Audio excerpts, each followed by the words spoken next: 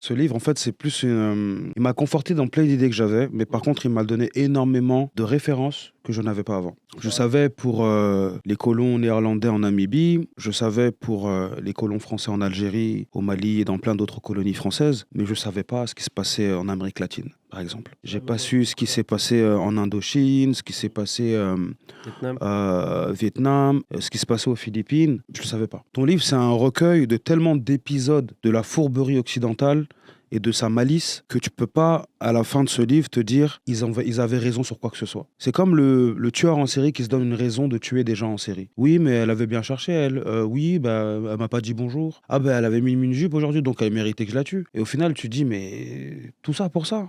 Vous auriez pu dire juste, depuis le début, on est des connards, on veut la peau de tout le monde et on va prendre vos richesses. Mais ça pouvait pas le faire, parce qu'à l'époque, il fallait un certain puritanisme, une certaine hauteur, et surtout, c'était la classe aristocratique qui s'occupait de ce genre de décisions-là. Pas d'amertume de mon côté, parce que c'est un constat que j'avais déjà fait il y a longtemps, mais par contre, une forme de tristesse. Parce que l'ouvrage me rend pas triste, hein, mais c'est la tristesse de me dire qu'aujourd'hui, ces mêmes mécanismes sont toujours en place et qui sont tellement bien huilés que pour les déceler, il faudra peut-être maturer ce livre encore peut-être quelques années.